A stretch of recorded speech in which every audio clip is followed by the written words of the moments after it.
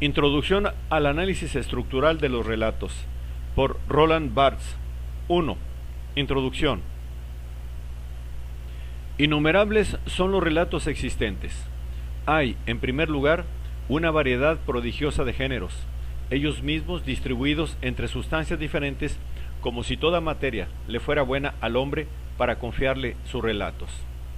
El relato puede ser soportado por el lenguaje articulado, oral o escrito, por la imagen, fija o móvil, por el gesto y por la combinación ordenada de todas estas sustancias. Está presente en el mito, la leyenda, la fábula, el cuento, la novela, la epopeya, la historia, la tragedia, el drama, la comedia, la pantomima, el cuadro pintado, piénsese en la Santa Úrsula de Carpaccio, el vitral, el cine, las tiras cómicas, las noticias policiales, la conversación. Además, en estas formas casi infinitas, el relato está presente en todos los tiempos, en todos los lugares, en todas las sociedades. El relato comienza con la historia misma de la humanidad. No hay, ni ha habido jamás, en parte alguna, un pueblo sin relatos. Todas las clases, todos los grupos humanos tienen sus relatos y muy a menudo estos relatos son saboreados en común por hombres de cultura diversa e incluso opuesta. El relato se burla de la buena y de la mala literatura, internacional, transhistórico, transcultural. El relato está ahí, como la vida.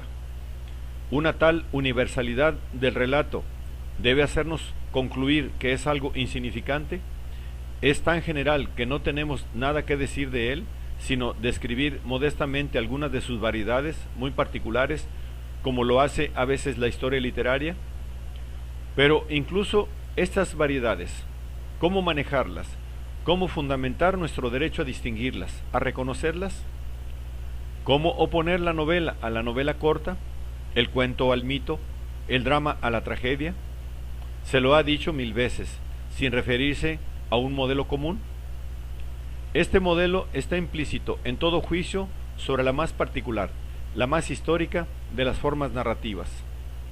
Es pues legítimo que, lejos de abdicar toda ambición de hablar del relato, so pretexto de que se trata de un hecho universal, haya surgido periódicamente la preocupación por la forma narrativa, desde Aristóteles. Y es normal que el estructuralismo naciente haga de esta forma una de sus primeras preocupaciones. ¿Acaso no le es propio intentar el dominio del infinito universo de las palabras para llegar a describir la lengua de donde ellas han surgido y a partir de la cual se las puede engendrar?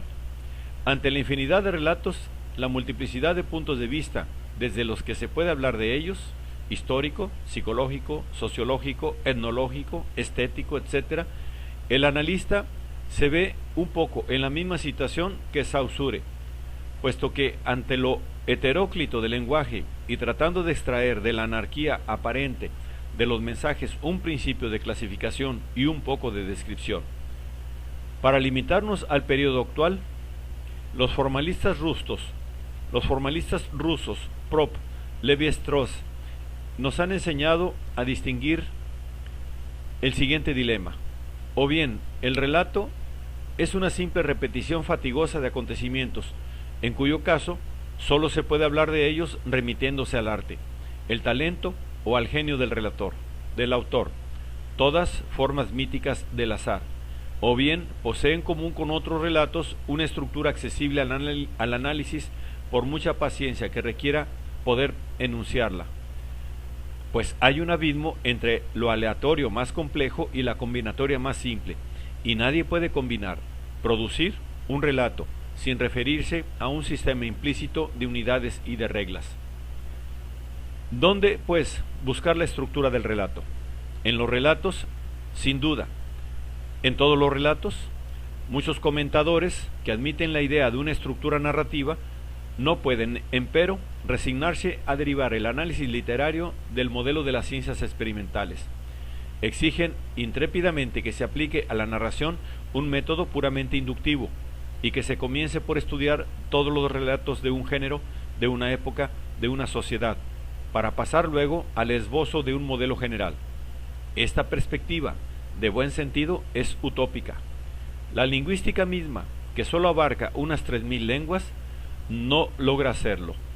Prudentemente se ha hecho deductiva, y es, por lo demás, a partir de ese momento que se ha constituido verdaderamente y ha progresado a pasos gigantes, llegando incluso a prever hechos que aún no habían sido descubiertos.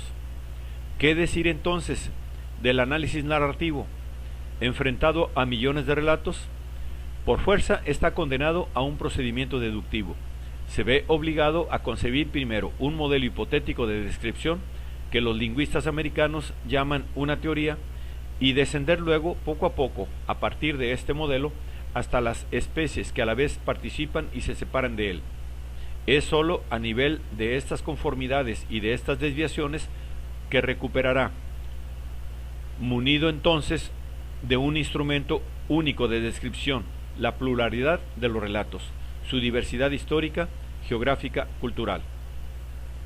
Para describir y clasificar la infinidad de relatos se necesita, pues, una teoría, en el sentido pragmático que acabamos de apuntar, y es en buscarla, en esbozarla, en lo que hay que trabajar primero. La elaboración de esta teoría puede ser notablemente facilitada si nos sometemos desde el comienzo a un modelo que nos proporcione sus primeros términos y sus primeros principios. En el estado actual de la investigación, parece razonable tener a la lingüística misma como modelo fundador del análisis estructural del relato.